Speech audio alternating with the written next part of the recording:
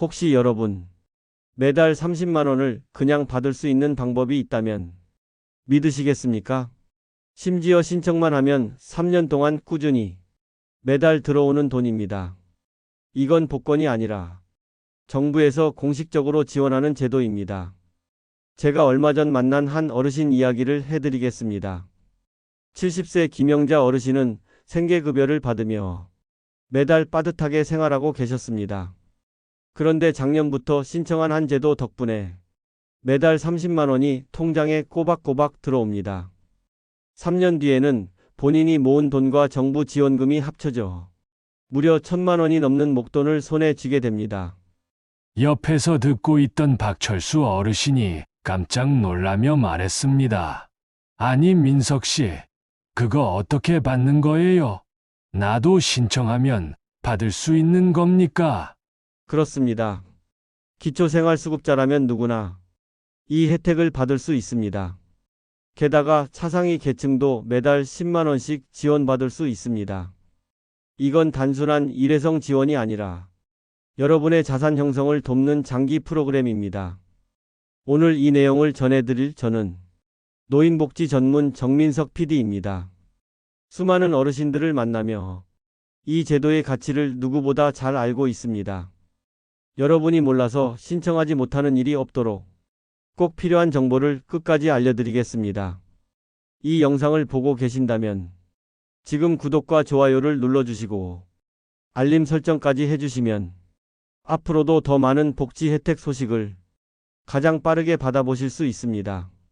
자, 그럼 기초수급자와 차상위 계층이 받을 수 있는 신규 지원 혜택, 그 구체적인 내용으로 들어가겠습니다. 먼저 기초생활수급자분들을 위한 가장 강력한 혜택부터 말씀드리겠습니다. 이번에 발표된 신규 지원 제도는 매달 30만 원을 3년 동안 지원합니다. 조건은 간단합니다.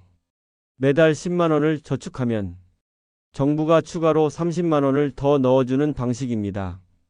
즉 한 달에 총 40만 원이 통장에 쌓이는 겁니다.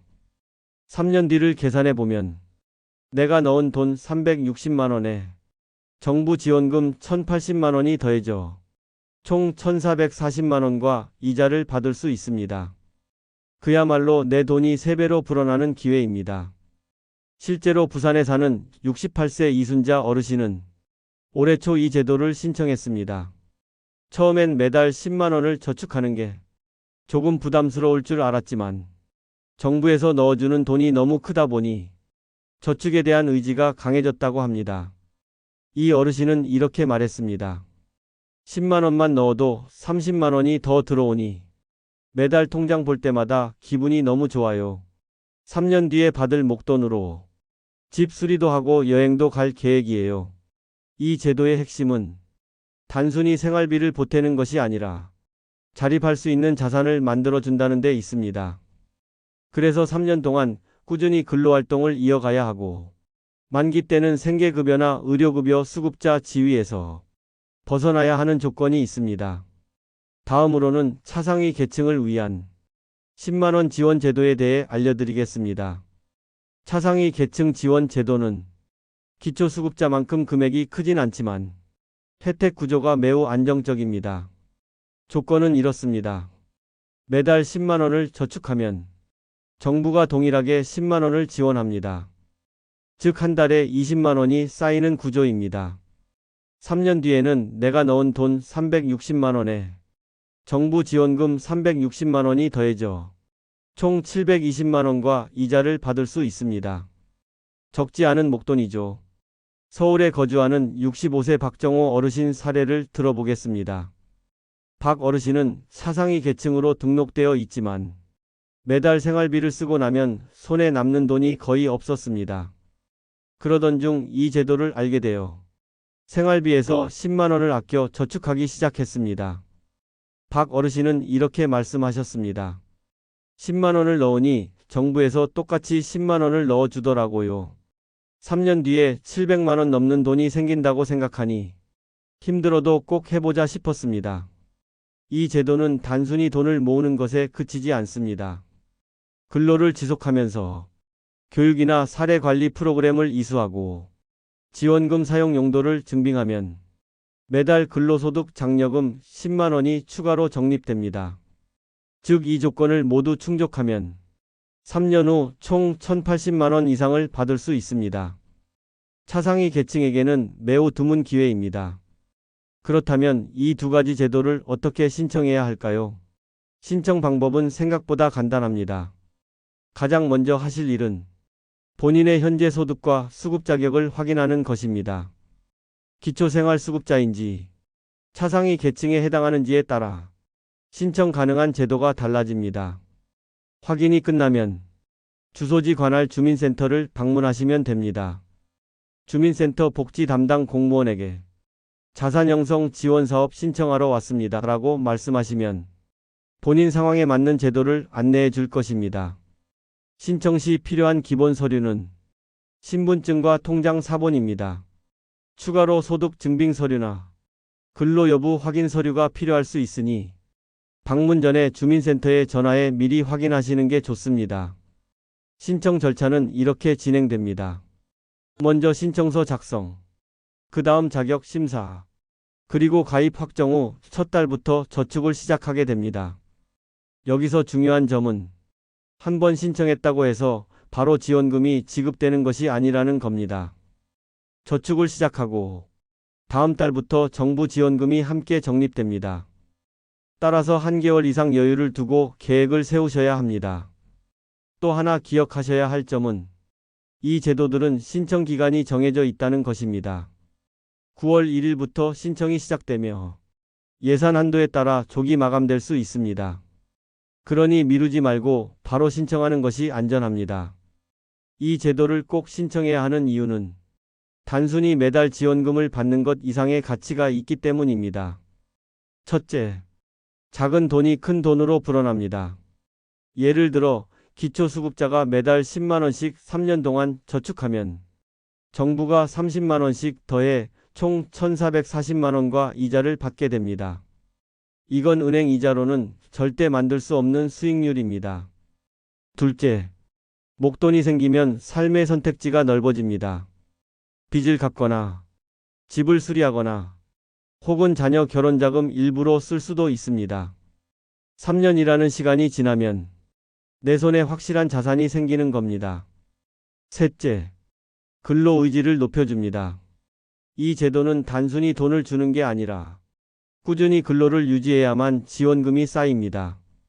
덕분에 스스로 생활을 유지하고 자립을 준비하는 데 큰 도움이 됩니다. 넷째, 차상위 계층도 안정적으로 목돈을 만들 수 있습니다. 월 10만 원 저축과 정부의 10만 원 매칭, 그리고 추가 장려금까지 더하면 3년 뒤 1,000만 원이 넘는 금액을 만들 수 있습니다. 이 기회를 놓치면 어떻게 될까요? 정부 지원 제도는 언제나 예산이 한정되어 있고 조건이 해마다 바뀝니다. 올해 가능했던 혜택이 내년에는 축소되거나 심지어 사라질 수도 있습니다. 그래서 저는 어르신들께 꼭 말씀드립니다. 이건 기다릴수록 손해입니다. 지금 당장 신청해야 합니다. 먼저 부산 사구에 사는 71세 김말순 어르신의 이야기입니다. 김 어르신은 남편과 사별한 후 혼자 생활하며 생계급여를 받았습니다. 매달 고정 지출이 많아 저축은 꿈도 꾸지 못하던 상황이었죠. 그러던 중 주민센터 복지 담당자의 안내로 매달 10만 원씩 저축하고 정부에서 30만 원을 더 얹어주는 제도에 가입했습니다. 처음엔 혹시 사기 아닐까 걱정도 했지만 첫 달 통장에 40만 원이 찍히는 걸 보고 확신이 생겼다고 합니다. 김 어르신은 이렇게 말했습니다. 그동안은 하루하루 버티는 게 전부였는데 이젠 3년 뒤 받을 목돈을 생각하면 하루가 조금 더 힘이 납니다. 그 돈으로 오래된 집 지붕도 고치고 손주들 학비도 조금 보태줄 생각이에요. 두 번째 사례는 전북 정읍의 66세 박영호 어르신입니다. 박 어르신은 차상위 계층으로 분류되어 월 10만 원 저축에 정부 10만 원 매칭 지원을 받았습니다. 여기에 근로소득 장려금까지 챙겨서 3년 뒤 1,000만 원이 넘는 자산을 만들 계획입니다. 박 어르신은 이렇게 말씀하셨습니다. 매달 조금씩 모으는 게 습관이 되니까 다른 소비 습관도 절제되더군요. 정부에서 주는 돈이 나를 위해 일하고 있다는 생각이 듭니다. 이렇게 실제 사례를 보면 이 제도가 단순한 지원이 아니라 생활 습관과 미래 계획을 바꾸는 강력한 계기라는 걸 알 수 있습니다. 이 제도를 신청할 때 몇 가지 반드시 기억해야 할 주의사항이 있습니다. 첫째, 3년 동안 근로활동을 유지해야 하는 경우가 많습니다. 특히 기초수급자 대상의 30만원 지원 제도는 근로를 중단하면 지원금 적립이 멈출 수 있습니다. 따라서 건강 상태나 일자리 유지 가능성을 미리 고려하셔야 합니다. 둘째, 수급자 지위에서 벗어나야 하는 조건이 있을 수 있습니다. 예를 들어 기초생활생계급여나 의료급여 수급자는 3년 후 자립 상태로 전환되어야 만기금을 받을 수 있는 경우가 있습니다. 이 조건을 충족하지 못하면 지원금 수령이 제한될 수 있습니다. 셋째, 저축액을 중도에 인출하면 불이익이 생깁니다. 이 제도는 목돈 마련이 목적이라 중간에 돈을 빼면 지원금 지급이 중단되거나 이미 적립된 지원금이 회수될 수 있습니다. 따라서 생활비가 부족하더라도 적립금에는 손을 대지 않는 것이 중요합니다. 넷째, 신청 기간을 놓치면 1년을 기다려야 할 수 있습니다. 이 제도는 연 단위로 모집하는 경우가 많아 올해 신청을 못하면 내년까지 기다려야 하는 상황이 생길 수 있습니다. 다섯째, 주소지 변경 시 반드시 주민센터에 알리셔야 합니다. 주소지가 바뀌면 관리센터도 바뀌기 때문에 연락을 놓치면 지원금 지급이 중단되는 사례가 있습니다. 이 주의사항을 미리 알고 준비하면 3년 뒤 웃으며 목돈을 손에 쥘 수 있습니다. 이 지원금을 어떻게 쓰느냐에 따라 3년 후의 삶의 질이 크게 달라집니다. 첫 번째 활용 방법은 빚 상환입니다. 많은 어르신들이 생활비나 의료비 때문에 소액 대출을 받으셨다가 이자가 눈덩이처럼 불어나는 경우가 있습니다. 만기 시 받은 목돈으로 빚을 먼저 갚으면 매달 빠져나가던 이자가 사라져 가계가 한결 가벼워집니다. 두 번째는 주거 환경 개선입니다. 오래된 지붕, 단열이 안 되는 벽, 겨울마다 새는 창문 같은 문제는 건강에도 직접적인 영향을 줍니다. 목돈으로 집을 보수하면 난방비 절감과 생활 만족도가 함께 올라갑니다. 세 번째는 건강관리입니다. 치과 임플란트나 무릎 인공관절 수술처럼 한 번에 큰 비용이 필요한 치료는 그동안 미루는 경우가 많습니다. 3년 뒤 마련한 돈으로 이런 치료를 받으면 남은 노후를 훨씬 건강하게 보낼 수 있습니다. 네 번째는 자녀와 손주를 위한 투자입니다. 손주의 대학 등록금, 자녀의 사업 자금 일부를 지원하는 것도 가능합니다. 다만 전액을 한 번에 쓰지 말고 필요에 따라 나눠 쓰는 것이 좋습니다. 마지막으로 노후 여유 자금으로 남겨두는 방법입니다. 비상금 통장에 넣어두고 예기치 못한 의료비나 생활비 위기에 대비하면 마음이 한결 편안해집니다. 이처럼 지원금을 단순한 소비가 아닌 미래를 위한 투자로 활용한다면 3년 뒤의 여러분 삶은 지금과 전혀 다른 모습이 될 것입니다. 신청 자격은 크게 기초생활수급자와 차상위 계층으로 나뉩니다. 먼저 기초생활수급자의 경우 생계급여나 의료급여를 받고 있는 가구가 해당됩니다. 여기서 중요한 건 소득 인정액 기준입니다. 가구 원수에 따라 기준이 조금씩 달라지는데 중위소득 40% 이하일 경우 신청이 가능합니다. 예를 들어 1인 가구 기준으로 보면 2025년 중위소득 40%는 약 88만원 수준입니다. 즉 소득 인정액이 이 금액 이하여야 기초수급자 대상 제도에 참여할 수 있습니다. 다음은 차상위 계층입니다.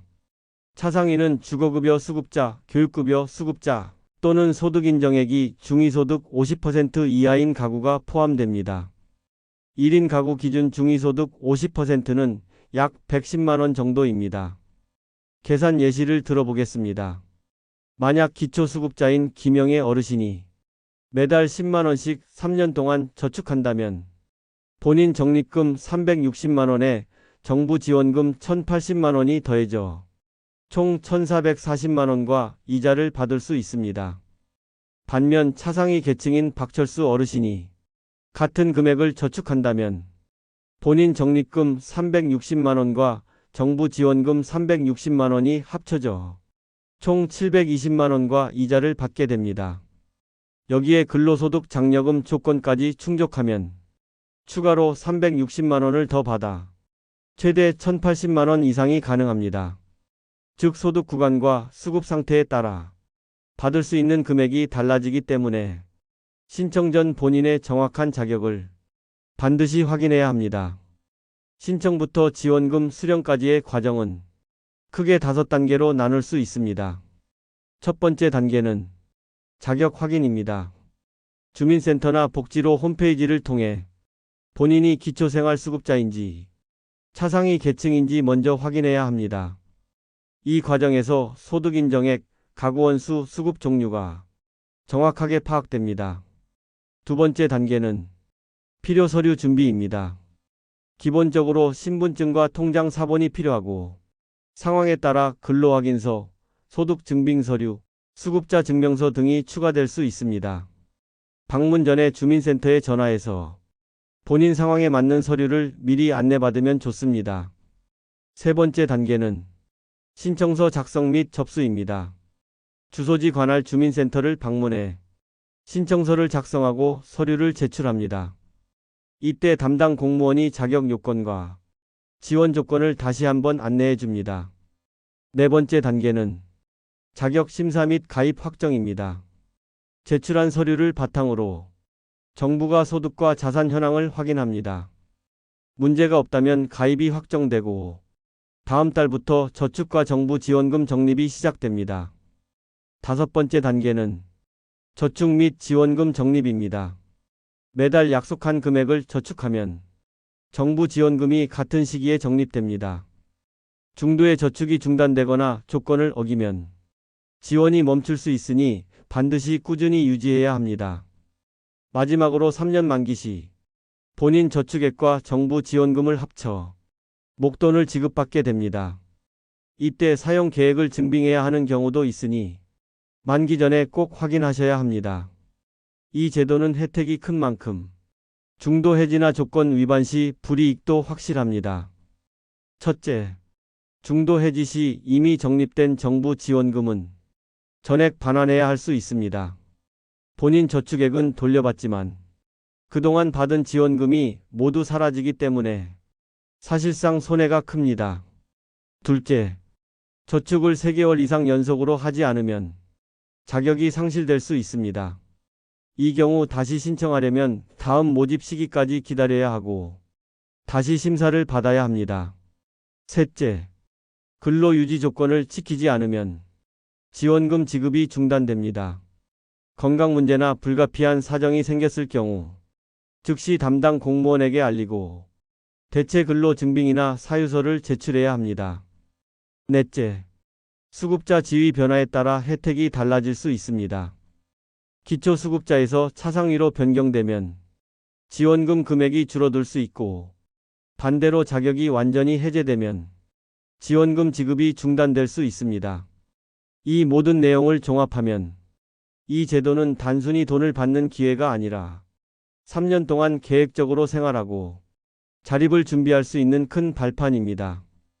여러분, 정부에서 주는 혜택은 알고 신청하는 사람만 받을 수 있습니다.